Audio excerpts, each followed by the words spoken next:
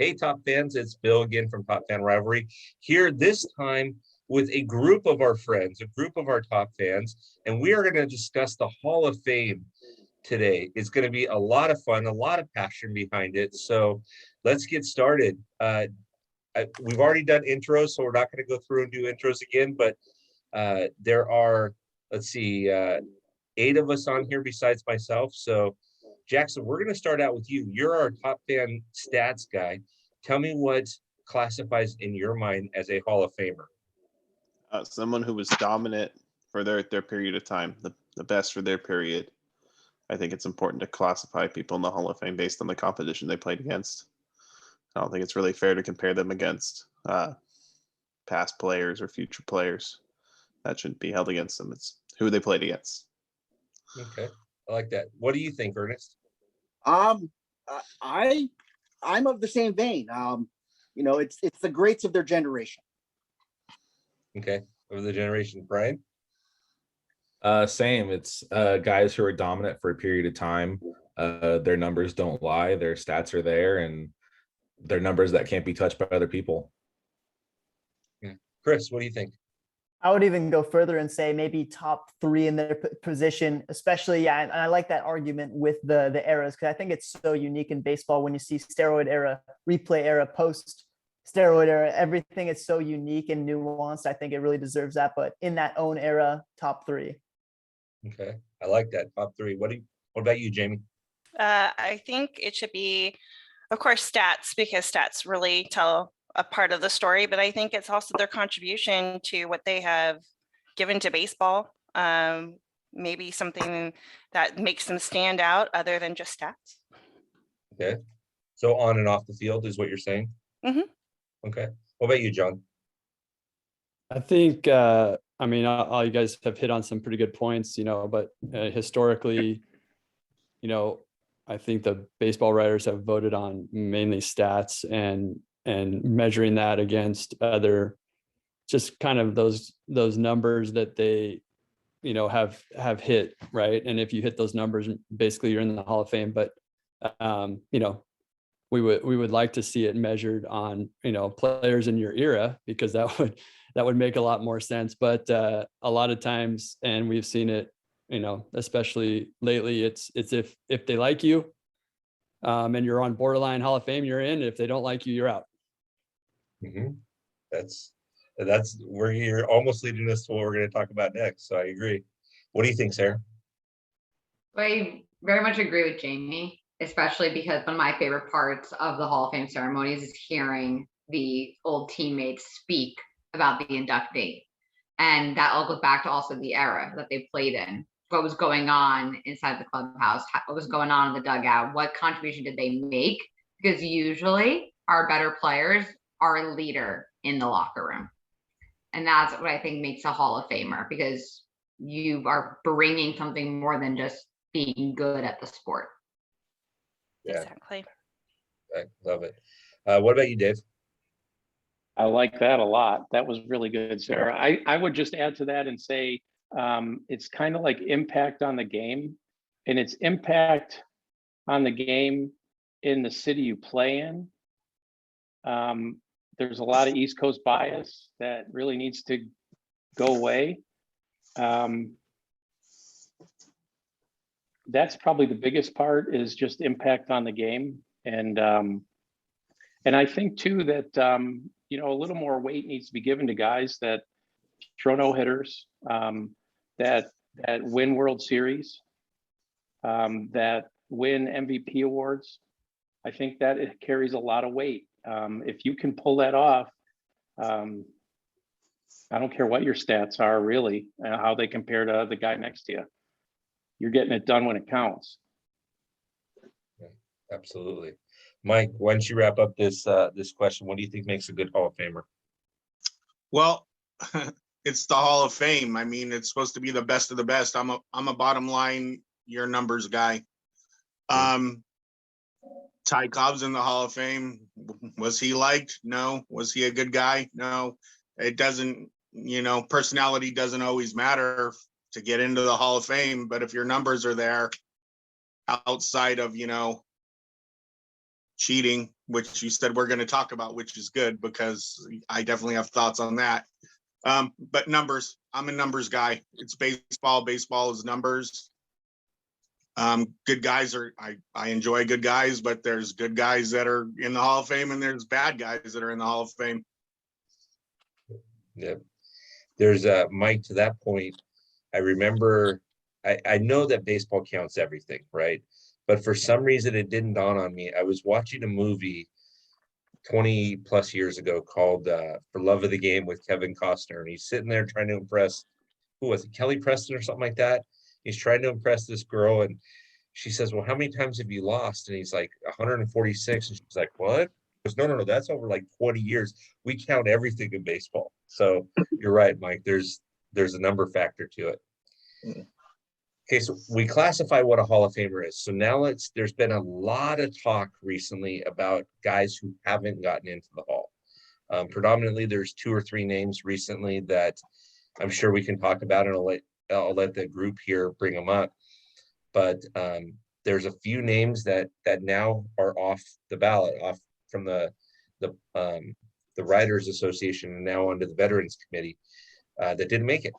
And so let's talk about that for a second. I mean, let me ask it this way. Who do you think hasn't gotten in that may be deserving of being in? And so I'll start that off, Mike. I'll start off with you, and then I'll come to Brian. Well, by deserving, I mean, if you're just talking numbers, then we're not talking about steroids and stuff. I mean, the main guy, Barry Bonds and Roger and them should get in just on numbers. But if you're, man, yeah, it's a tough one. Yeah. Okay. Okay. Say what you want to say. It's okay. No, but yeah, I mean, if those guys get in, Pete Rose should get in. Pete Rose might have gambled, but I think he did it as a coach, not a player. You know, if you let David Ortiz in, if you let one guy in that's been proven to have cheated, you got to let them all in, I suppose. Good comment. Brian, what do you think? I mean, none of these guys murdered anyone. So there really isn't honestly, here's my thing. I know the Veterans Committee probably is the mafia of baseball and they pay off the writers to not vote certain guys in, but I don't need a guy that just writes about baseball voting for guys who played baseball. That's my thing.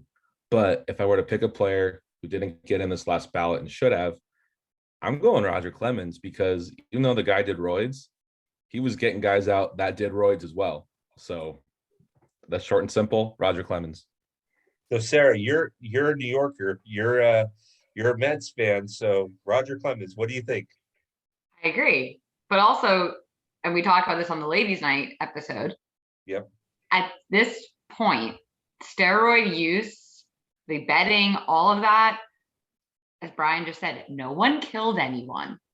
And we act like baseball is the only sport where steroid use has been a thing. I have 2 words: Lance Armstrong. Like, he's still the best cyclist in the world. No one takes that away from him. And also, steroids as a performance enhancing drug, there are so many different variations of steroid use and what it can do. And yeah, okay, Pete gambled. That was dumb. Everyone now gambles. You don't think the players have their own accounts that aren't telling anybody under a pseudonym? You don't think they're going to Vegas and doing the same exact thing on every other sport? So no offense, like, throw out the rule book, because you're changing the rules regardless on who you just want to get in there, and let these old timers, so to speak, get their right place, be in the Hall of Fame. So I guarantee you there are players already in the Hall of Fame that were doing steroids that we didn't catch. Okay. I like that. Dave, what do you think? Well, I like a lot of what I heard. Your first question of who should have got in, it's the 3 guys we talked about. I mean, Pete Rose, I'm not going to say what was just said. I agree with it. Bonds and Clemens. What convinced me on Bonds was that he had a Hall of Fame resume before he started doing steroids, allegedly. So he was pretty damn good before that, and probably Hall of Fame worthy. And, Clemens, I like the argument that he was getting steroid guys out. He was really, really good before he started down that road too. So I'm good with all of that. I think they just need to get out of their own way. They're not all that important. These guys play the game. The guys that play the game ought to figure out who's in the Hall of Fame for playing the game. We got a lot of writers out there that get butthurt because a certain player won't talk to them or gives them the finger or whatever. They need to get over themselves on that too. So I'll leave it there. Good call. Chris.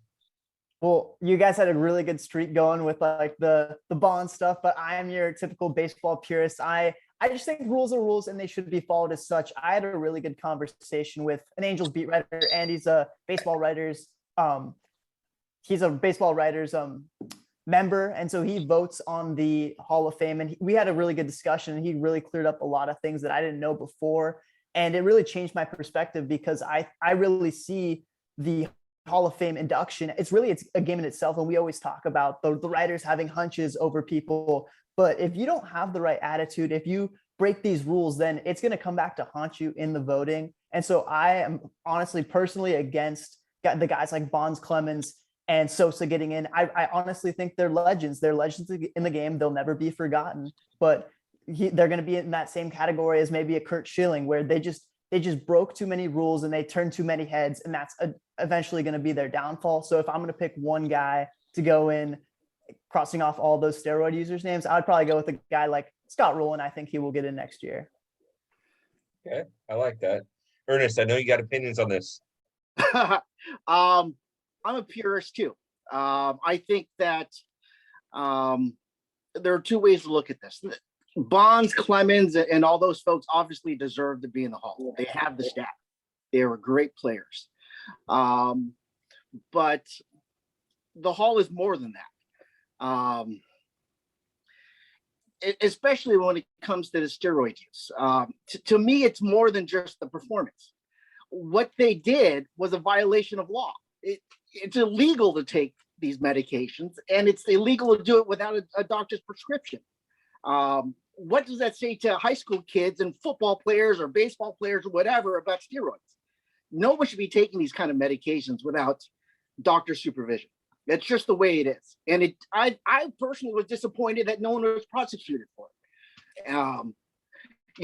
In my mind, the folks who should be deciding, whether or not these folks should be in the Hall is the Veterans Committee.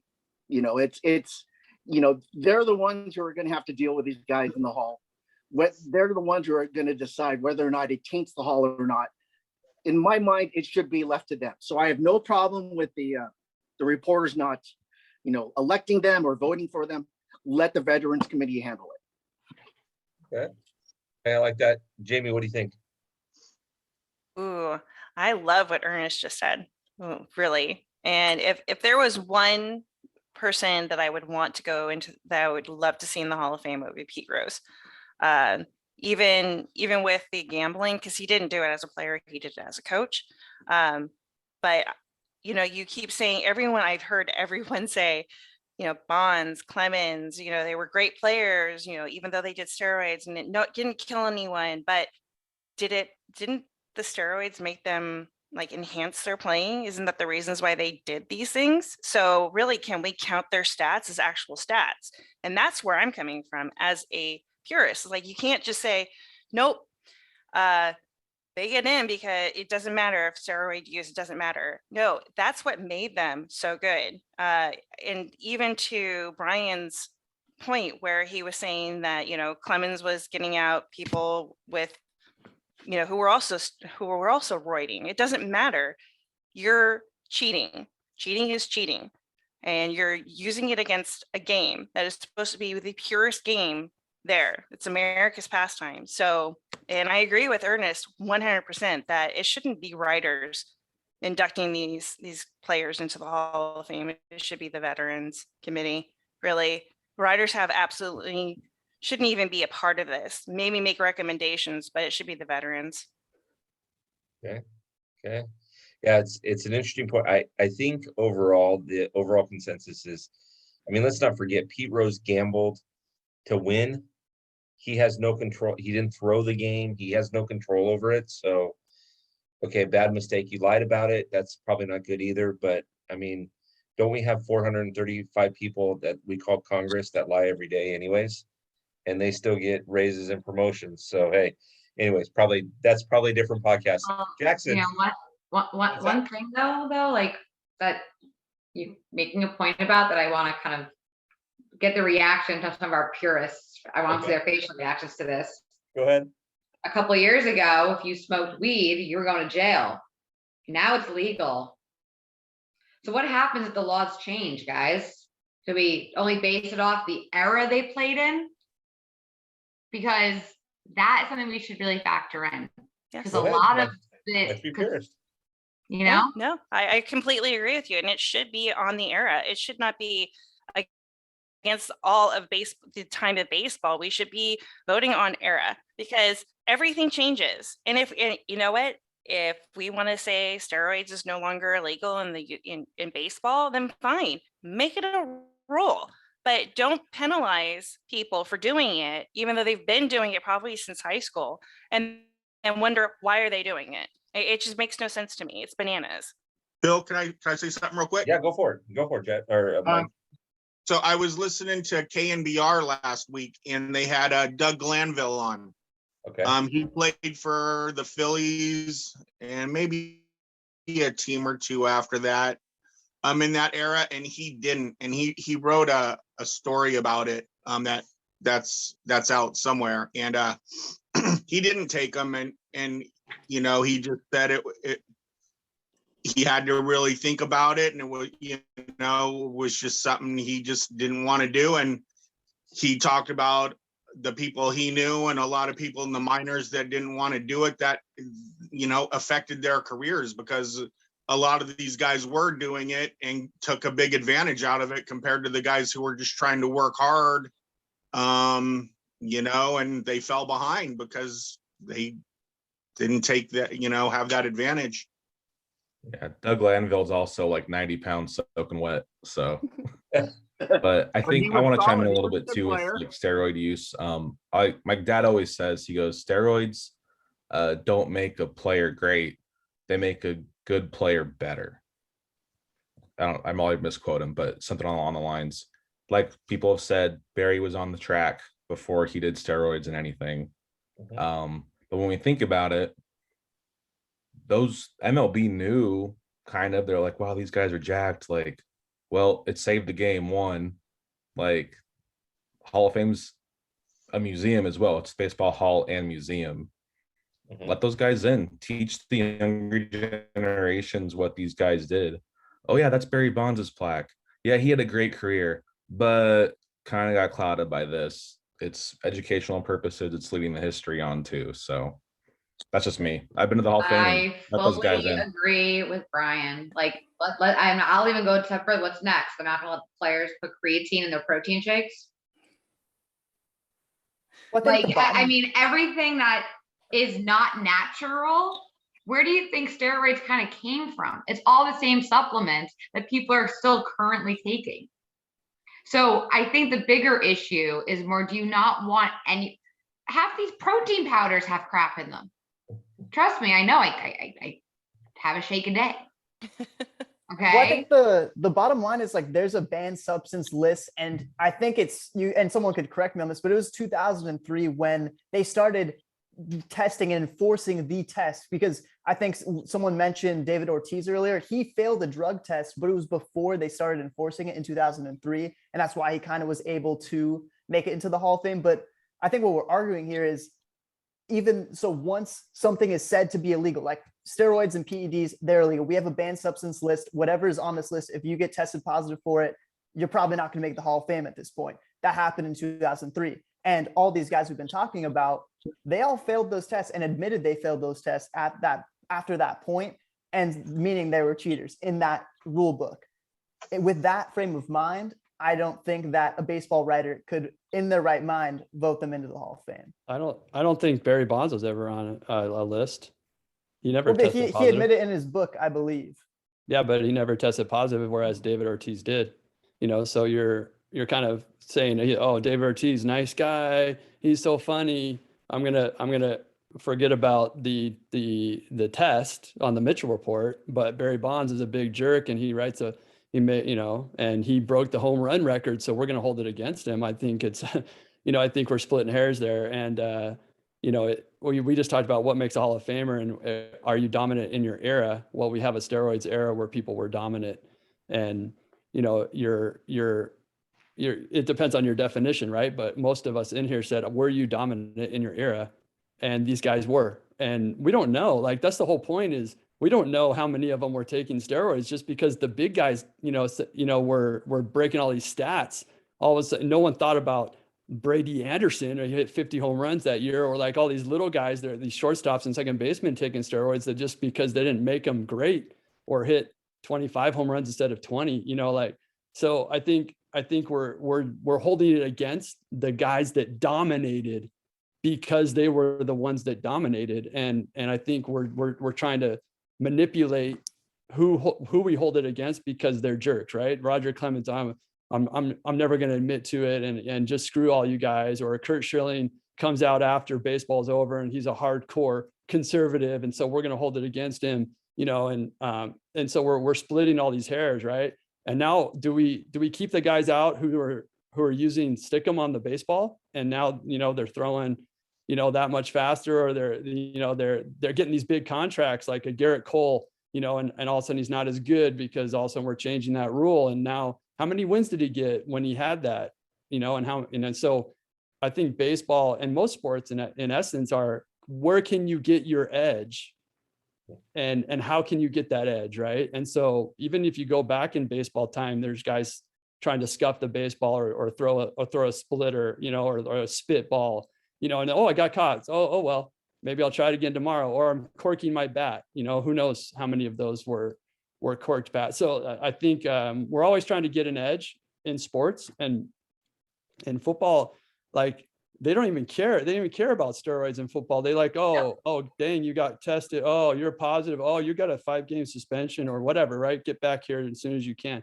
and so all of a sudden it's baseball, these holy records that are broken. So we're going to hold it against the guys that broke them, rather than, the whole population. Right. And so I just feel like, I don't know. I feel like we're playing the moral police, rather than just saying, hey, they dominate their era, let's just let them in, and we'll move on. Yeah. What about the guys that played in the juiced ball era that we have right now? Those balls are juiced, and these guys are hitting them far, and it's because Manfred's out there manipulating the ball, because MLB owns Rawlings or whatever. Yeah.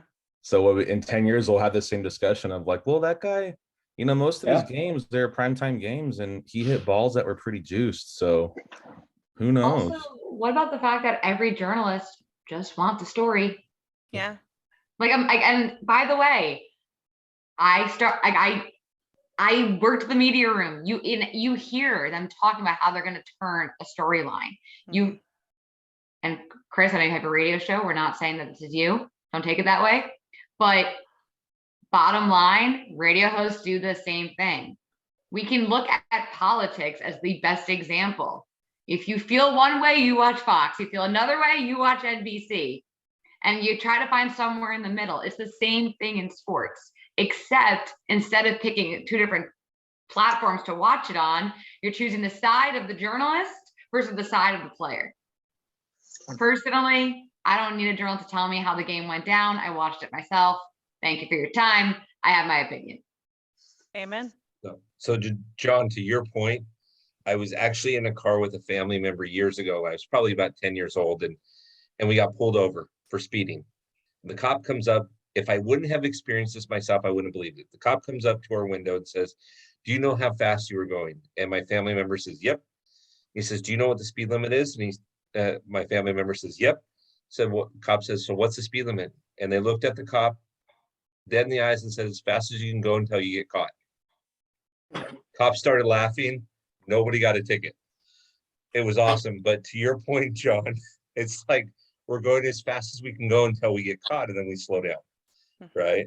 And so, I mean, you know, like when Jose Altuve comes up for the Hall, is he not going to get in? I think there's a height requirement, so You know, he might like, not. you No, I'm know, just- is it going to be like, oh no, it was only that year, or like, you know, how many years were the Astros doing it? The guy won an MVP. Hmm. Right. Yeah, but So we have Nolan Ryan in the Hall of Fame, and he never even won a Cy Young. So if we're going to go based just on awards, you know, that's really a poor criteria. It needs to be like Sarah and I have said in the beginning, that it should be what have they contributed to baseball, what are they doing on and off the field that makes them such a great player. You know, leadership is leadership, and if you have, and this is, I'm going to go back to juicing, if you have to take something to enhance your game, that's not being a leader. That's being a coward and not letting your athleticism speak for itself. Yep. Well, I think what John was trying to say was like with the Jose Altuve thing is just him being involved in the cheating scandal and like the sign stealing. Does that kind of take away? Does it have that same power that maybe getting caught taking PEDs does? And I think it's a great conversation because we kind of we know too little because the MLB did such a good job like throwing the investigation galore, over like out the window. But I think when the time comes and those guys are on trial, basically, if they're going to make the Hall of Fame or not, I think the guys like Correa, Altuve, and those two are really the only ones I could see making the ballot seriously. Like, I think there will be a holdout because the sanctity of the game was really ripped away. And I feel the same way about PEDs. I know you guys might not agree with me on that, but I think if you're detrimental to the game in that way, it was super embarrassing for Major League Baseball when that scandal went down. I think that is grounds for removal or like basically being shunned from the Hall of Fame. Yeah, I mean, it was embarrassing until they got caught. Like they knew what was going on, and they glorified it with Sosa and McGuire home run chase coming off the 94 strike. And they were like, we need baseball back, and we don't care that these guys are juicing. They're hitting bombs, and it's a parade, and we're putting them all on TV. We're putting the you know, before they even get to the game and they're taking batting practice, it's like a whole show. And they're celebrating these guys, and they brought baseball back to prominence after the strike. And then, you know, I think it was like 98, right, that they did this, and all of a sudden it's 2003, 2004, and Jose Canseco comes out with his book, and all of a sudden these guys are like, oh, we're so embarrassed. Oh, you know, like they're all mad about it, and they all knew what was happening when they were doing it. There's no way these guys are hitting 70 home runs all of a sudden when no one could come close to 61 since 1961. No one was even close. I get what you're saying, that they brought baseball back. Did they really bring baseball back? Because all people know after that is long ball. They don't know the short game. And it has really changed how baseball is viewed. Well, no, I know that's the baseball purist wants to bring back, you know, like the hit and run and the bunting, and now we're just home runs and strikeouts. But it makes no sense. But that's not baseball. Just they're strikeouts they're trying to bring like the casual baseball fan into the game, I think, and saying, hey, you know, chicks dig the long ball, so let's let them keep hitting it. It's baseball now. Some chicks, because I like the whole game. Jackson, he stole your line. Chicks dig the long ball. I like it. Great commercial. What's that? That's the purist I am on the chick side. But you know, the one thing that I think I'm just viewing this on the outside. I feel bad because poor Jackson hasn't said how he feels yet. But yeah, sorry, Jackson. Jackson, you gotta speak up. You know, there's this purist terminology we keep throwing around here. I don't know how much I love that word, because I think we're all kind of pure in our own belief on it. But baseball as a sport, just like every other sport, it's always going to go through an evolution. It has to. Also, the way games are shown on television, you know, there was a change from radio to TV. There's a change from TV to streaming. I mean, now you can watch any game on YouTube if you have, you know, a YouTube Plus account or whatever it is. It's going to affect that. So, yes, there are some people that want the old school baseball to be back. Yep.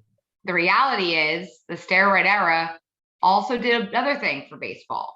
It brought it up to the same celebrity status that football had. You had the players on the cover of magazines. Now, granted, they were doing things to look a little better, but you didn't see a baseball player on GQ covers. They weren't shirtless, showing their muscles on all those workout magazines until that era. It brought different types of fans to baseball. Now, I'm not saying that's a reason to support it, but did it bring baseball back? It gave baseball a bigger audience. It brought it into a new century. It also made it like but it brings up this whole conversation, because there are people that, oh yeah, I go to baseball games to drink beer and just hang out and walk around the stadium. That's not the fans on this podcast, but that is a big part of who goes to the games. It's just a day. And I saw Brian nodding. He's probably seen it. You go to a game with your friends and you're like teens and 20s, people aren't there to watch the game. They're there to get drunk, have fun. Yeah, that's 80% of the people in Anaheim. Yeah, you see that a lot at Oracle Park too, because it's a cool park to walk around in. I was just going to say that, Mike. Yeah, it was every other fan that I was sitting next to was either a woo girl or some corporate person that got a free ticket. It was terrible. Yeah. Right. So, but as we were talking about earlier before, or maybe we even I think officially started recording. Well, yeah, the owners don't care who's in the building. They don't care what people feel as long as they're getting paid. That woo girl bought the ticket. Yeah. So let's be realistic.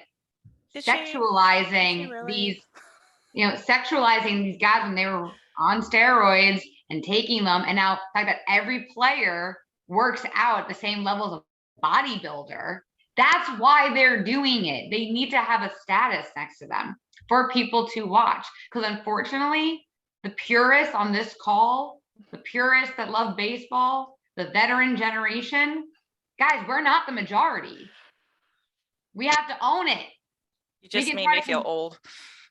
Well, we're still trying to hold on to it though, Sarah. We're trying to hold on to it. I know, but instead of holding on to it, you have to convert others. But you don't convert others by knocking them down. You convert them by showing them why we love this game, why it's so good to watch it, why it's not hard to learn it, and the fun about it. But all we're doing is going on and on in circles about the moral and ethical conduct. Why do people love football? There is no moral and ethical conduct. Okay, I'm going to let Jackson say his piece on this. He sat there. Jackson, I don't know that you're going to be able to top this because everybody's already done everything. Ernest is already asleep. I mean, go ahead, Jackson. Tell us what you got now. And then I'm going to ask my next question. This is awesome conversation. Jackson. I mean, I'm having fun. I'm on a podcast every week, so that's why I'm just letting you guys go and have some fun. I'm sure people who listen to the podcast regularly are sick of me droning on about old time baseball at this point. I mean, we just got to the 1940s in our decade series, which you guys should check out. But the guy that they should let into the Hall of Fame is Shoeless Joe Jackson. No further debate. The man's been dead for so long, and there's no need to punish him for an alleged cheating scandal, which we also talked about in a different podcast. So I won't delve too deep into it. But I kind of feel the same way about the steroid people, Shoeless Joe Jackson. You know, if they want to be shut out the first time on the voting, it's up to the Veterans Committee to really put them in, because at the end of the day, your peers are what matter, and the baseball historians are the ones who should decide who should be in the Hall of Fame based on the impact, because that's their job to figure out who's important and why. So I'm not too broken up about the steroid guys not being in currently, but I think they'll get in eventually, and the baseball purist in me says, meh, bah, humbug. But, at the end of the day, like it was said, they didn't murder anyone, so I can't be too upset. Got to convert them by being nice. Okay, yeah. Jackson, you actually gave me a transition. So I'm going to go through and I'm going to ask each one of you, give me three names of people that are not in the Hall of Fame right now that you think are deserving of the Hall of Fame.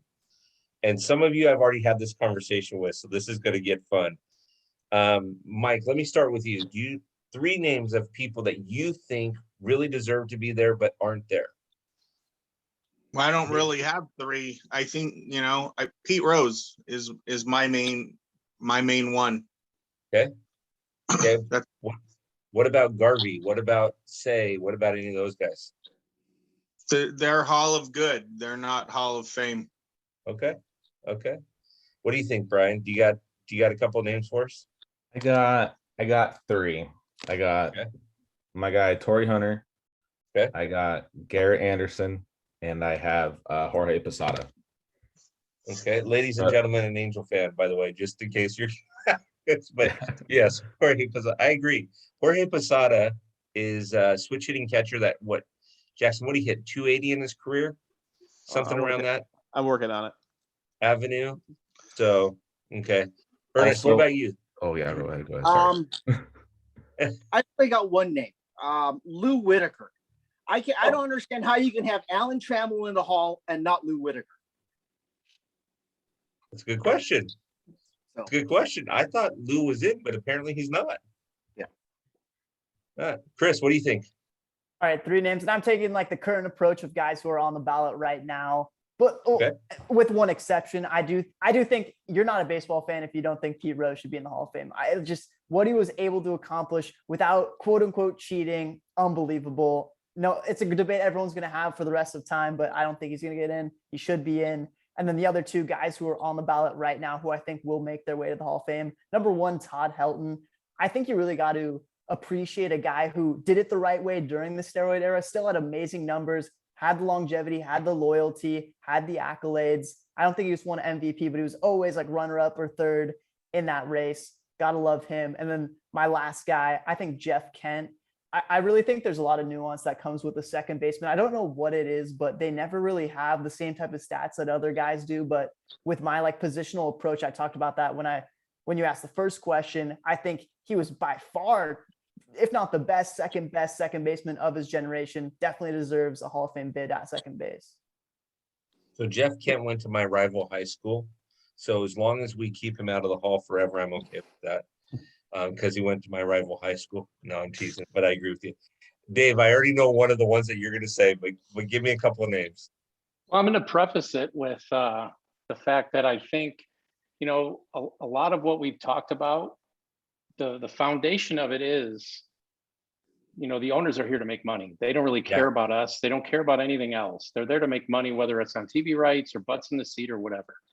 So we can talk about all these other things all we want, but they don't care. The other part is moving forward. The game is, kind of on, a little bit of quicksand as far as like how fans are going to embrace it in the future. How is the game going to thrive? I think the game thrives kind of like what Sarah was saying by embracing the future and also by just drawing a bigger circle. The Hall of Fame doesn't have to be so restrictive. You're not going to water it down if you let a few of these guys in. I think that's crap. You don't have to get to the point where you're going to let in, guys that are hitting 280 and, hitting 18 home runs. But, the measuring stick for a pitcher is not 300 wins anymore. It's never going to happen again. Let's just face it. It's not going to happen again. So you need a new measuring stick. Your measuring stick is going to be things like WAR. It's going to be maybe 220 wins, maybe 240 wins, maybe WHIP, maybe some other things, maybe the fact that they threw no hitters and won World Series, which is why I think Mark Burley should be in the Hall of Fame. And I think you draw a bigger circle and you appeal to markets that need maybe to be appealed to. It doesn't have to be always the David Ortiz in Boston that gets in and Paul Konerko doesn't. It's bullshit. So that's my piece. Okay, so you just gave me Paul Konerko. Who else you got? I know Mark Burley. And I'm being a homer and I don't care. I agree with that one. That's not being a homer. Mark Burley was a horse. Yep. Yeah. Mark, I you know what, Dave, until you started bringing him up on, older versions of the podcast, I didn't think about that. And then I went up and looked up his stats and some of the things he did, and I agree with you. And our resident statistician said, hey, I agree with that. So I agree with Paul Konerko too. Paul Konerko is one of those guys that just showed up to play, and he played the game right. I was actually disappointed when the Dodgers got rid of him. And so I think the only thing I would add to that is that I think a guy like Mark Burley had a bigger impact on the game and on his team. Even though he only played every 5 days, you knew you were in that game every 5 days. For how many years? How many years did he put up big innings and kept you in games? I think that's a big impact. You can, as much as I love Paul Konerko, those guys, it's easier to replace them than a horse pitcher. Jackson, what do you think? Mark Burley's biggest impact was 2-hour games, so we should put him in the Hall of Fame just on that alone. I'm with you. I think he broke 2 hours a few times. I mean, one of my most vivid memories of Mark Burley is the between the legs glove flip. Great, the guy out at first base. Baseball player. Mark Burley is probably one of the best pitchers of the 2000s. I'll just leave it at that. Who else you got, Jackson? Who do I got? I mean, I have kind of a controversial one to start off because I know he's not very well liked by some people, but Albert Bell, I think, had a very dominant 1990s. I'm going to be a bit of a homer. Tim Hudson, another fantastic pitcher of the 2000s. And this one's from my dad, who's not on tonight, Dale Murphy. Yeah, that was mine. Put Dale Murphy in the Hall of Fame. Yep. 7 All-Stars, 5 Gold Gloves, 4 Silver Sluggers. 2 MVPs. Over a 10-year span, he led the league in home runs and RBIs, and that guy's not in the Hall of Fame. Yeah, in 10 years, he hit 308 home runs in the 80s on probably one of the worst decade teams ever. The Braves were horrible in the 80s. Yeah. And he was just he seemed like a true gentleman too. I mean, what is the problem with that one? Great guy off the field, great guy on the field. Every teammate loved the guy. I don't get it. I don't get how you can lead over a 10-year span. You could lead the league in home runs and RBIs and win 5 Gold Gloves and not be in the Hall of Fame. It's weird. Crazy. Because you're not in New York or Boston. Yep. And I just want to throw in the stat thing. Jorge Posada hit 273 for the career. And checking the stats, I disagree that Jorge Posada should be in the Hall of Fame because if he played for the Orioles or the Indians or the Tigers, nobody would have heard him. It's because he played for the Yankees. But he won 37 rings. Catcher's a prime position. It is. It's tough. Okay, Jamie, a couple players that belong in the Hall. Can't hear you, Jamie. I've already said one, which is Pete Rose, but the other one, and everyone is totally going to disagree with me, but I don't care because before 2020, I was a Giants fan, and I'm going to say Will Clark because he's one of the best first basemen out there. I can buy that. Will Clark had a great career in San Francisco. Buy that. What do you think, Sarah? Pete Rose. Okay. Then my other ones, you guys don't like them because of their steroid use, so I'll just leave it at that. Okay. All right. So we're going to wrap up with one final question. This has been awesome, and we can do this all night. But hey, we forgot about Frankie Rodriguez. Where's K-Rod? Where's K-Rod, man? Where's K-Rod? He's facing some domestic violence stuff. So you're not gonna. They don't put closers in the Hall of Fame, but he had 400 saves and basically changed the Angels' fortunes in 2002 to lead them to the World Series. So I'm gonna give you guys a twist here on this last question as we're wrapping up because we can do this all night, but I don't want the people that are on the East Coast to fall asleep on us.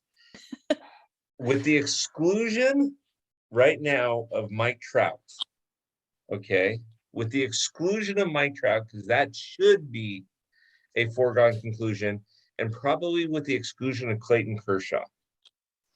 Give me 2 players that are currently playing that you think are putting Hall of Fame careers together.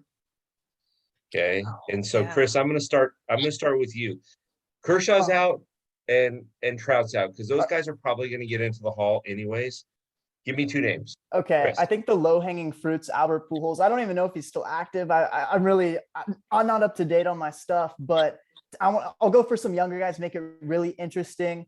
I really like the type of player that Ronald Acuna is. I think with his current pace and like the type of players, he's the definition of a 5-tool player. He gets a ton of stolen bases, can hit for power, could hit for average as well. Great on the field. He's super young, but I think he's on that track, like you said in the question. And then another guy, I'm going to go with Jacob deGrom. I think total generational pitcher, best pitcher in the league by far, and he could swing the bat, which I really appreciate. We won't be seeing any of it anymore now that the designated hitter is league wide, but those are my two guys, Acuna, deGrom, two guys on track. Okay. Jamie, what do you think? I'd say Will Smith for sure. Current players. It's like, Current players. I'm sorry. I said current players. Oh, Will Current Smith. players, I'm sorry. You which said is Will Smith. Will I'm sorry. Smith. I was thinking There's Will two. Clark. Never mind. There's I'm two out. Which Will Smith? Who's off to a phenomenal start. I agree. The only, Fresh Prince of LA. Thank you very much. Sarah, don't laugh at that. We actually calmed it out here. Don't worry. You're good. He took mine. And I'm gonna say Shohei. Shohei is pretty. He's a pretty outstanding player. So those are my two picks. What do you think, John? We'll go with Miguel Cabrera. He's the obvious one. Probably top 2 or 3 first basemen of all time. Mm-hmm. Maybe if you go overall career, probably goes up pretty good against Albert Pujols overall career. And I was trying to think of a Met, but I can't think of any Mets. Don't worry, I'll give you one. They're the I've Mets. got one too. I'm going to go with Mookie Wilson because of his ground ball through the hole of Bill Buckner's legs, but he's not current anymore. I'm just going to say for right now, I'm just going to go Miguel Cabrera, and that's it. Shohei, I like Shohei. Obviously he's got a long ways to go, but the Angels need more Hall of Famers. That's what they need. They need more Hall of Famers. They have only one guy that retired jersey in the Angel uniform, so that's pretty sad. You guys will have one soon in 27. Bobby Grich. All are very good, Ernest. All are very good. Ernest, what do you think? Two players right now. The only one that sticks out to me, only because he joined the Dodgers during last season, was Trey Turner. I was very impressed with him and seeing his stats. Another decade of what he's doing, and I think he's got a good shot of it. Jamie, what's his nickname? Smooth slide criminal Trey Turner. Yes, I love my Trey slide. I mean, that was like the sexiest slide I've ever seen in baseball. Sorry, you asked me. I knew that was coming up. Brian, what do you think? This is tough. I was thinking about this the entire time you guys were saying players. I think position-wise, I'm going to pick position and pitcher. Position, I'm going Juan Soto. The guy's really young still, but he can command the strike zone like no other hitter. It's nuts. You both took my stuff. And then Dodger fans are going to hate this, and this is a previous career, not so much now, but I got to go Mad Bum.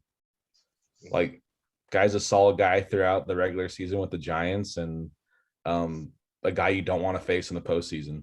Oh, heck no. Mad Bum probably, yeah, he is an outstanding pitcher, and he can bat, which is so sad that we have this stupid universe. All of very good. No. Buster Posey, maybe, huh? Buster Posey? Oh, if Buster Posey doesn't get into the Hall of Fame, yeah, I don't trust the Hall of Fame ever again. If Buster Posey gets in, Thurman Munson should get in. Oh, we're bringing the 70s catchers into the chat. I like I'm just saying. Gary Jackson, what Carter. do you think? Me? Yeah, Jackson. What do you think? That was me. I agree with Acuna. I think when he's healthy, he's probably a top 3 player in baseball. Juan Soto. divisional rival, also a generational talent. That guy draws walks. He can hit all over the ballpark. I'm going to be a bit of a Braves homer and say Freddie Freeman is probably on the fringe of what we have for active players right now. He's one of those guys that a couple more consistent years, and we're looking at 2,000 hits. You mean the future Dodger? Yeah. Yeah, I the was just gonna Dodger say- first baseman next year. Yeah. Sure. Love that. We love that. I thought you were going to say Rafael for a call. Oh my. That's a name I haven't heard in a minute, but yeah, I think Freddie Freeman, Acuna, Soto are all great shout outs. Yeah. Lots of really good players in baseball right now, but I think a lot of really good players as well. Mike, we took your couple ones, but give me a couple of them.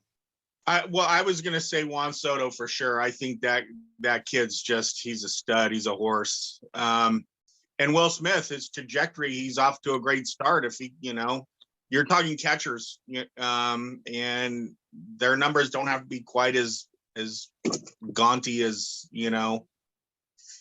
others. So he's off to a good start. Sarah, what do you think? Mr. Pete Alonso. I knew that was coming. I love him. He's my favorite. He's going to be a Hall of Famer. Did I mention I love him? Home Run Derby Hall of Fame. Why not? He loves hitting juice baseballs really far. And I'm really okay with it. No, She's secure in her he should position. put It's on a okay. show. Like, Put on a show. And DeGrom. a lot. Well, listen, I also could see DeGrom going too, but my number one is Pete Alonso. There is nothing this man can do that could be bad in my eyes. But I also every other player that was mentioned, like Will Smith for sure, Soto for sure, but the Mets fan needs to give the attention to the Mets. Okay. Dave, what do you think? Well, I got a couple names that haven't come up yet. Justin Verlander, 72 WAR right now. He's got a World Series or two, and Max Scherzer. Ooh, And I think you could throw Nolan Arenado in there if he has a few more good years and wins a World Series. Cardinals. Yeah. And you know what? I think, like on the position player piece, Nolan I think he should get credit for defense. It's not just all what you do at the plate. And, on the catcher side, just my commentary, I don't know Will Smith that well, but there needs to be some type of measurement for catchers on how they handle their pitchers and how their pitchers do when they're catching. Yes. Catcher's ERA. That's why I would say Jorge Posada. That's why, because Jorge Posada had to handle crazy pitching staff. Different attitudes, different egos, but I agree with you, Dave. If you can handle a staff and make your pitchers better, you are very, very valuable. Yes. I wouldn't feel right. Before you ever pick up a bat. What was that, Mike? I'd say Will Smith's off to a good start there. I mean, geez, they're almost, playing for a World Series every year here the last few years. Yep. Okay, I'm gonna give you one name that hasn't come up. I agree with what Dave just said. Sarah stole one of mine. I was gonna say Pete Alonso. Even though he's a home run derby guy, he's young and he came out hitting 50 some odd home runs in his rookie season and then followed that up with 30 some odd home runs. So the guy can hit and he just seems like he plays the game right. He's not out there. He has fun, but he seems like he just enjoys it being out there. My other guy that nobody said, which I was surprised, Mike, who plays right field for the Dodgers right now? Mookie. Surprised that Mookie didn't come up. I know. It's a good one. Total homer, but he'll speak for himself when he gives his speech in 12 years. Two others I think are automatics that we didn't mention. Joey Votto. I think he's so criminally underrated. Like everyone respects him. He's the mode of consistency, so good. And then also another one, maybe a fringe, maybe Hall of Very Good, Zach Greinke. Yeah, that Zach Greinke may be in that Hall of Very Good, but Joey Votto, just the way that he talks to the fans too when he's over on the on deck circle, he just has a good time doing it. And Nobody realizes how close he is to the 300 or 3,000 hit mark. Nobody realizes how many home runs he's hit. He's just been playing so long and just done a great job. So, okay, Top Fans, this has been fun. This has gone a little further than what we anticipated, but it's been a good time. We'll have to get back together and have some more conversations if we are still in lockout mode in a couple of weeks. But for those of you that have listened to this, feel free to make comments on YouTube. Feel free to make comments in anything that we post on Instagram, and or let us know what you think of the podcast. The podcast will be up very soon, and we look forward to having every one of you back. All of you, thank you for your time tonight. Those of you that are on the East Coast, I especially thank you. You guys have been phenomenal to stay up this late. By all means, get yourself Red Bulls or Mountain Dews for the morning when you're at work. Do your best, toothpicks in the eyes or whatever. But I appreciate you guys. Thanks for joining us. Thank you. Thanks for Jamie, having us. stay on for a second, Jamie, after.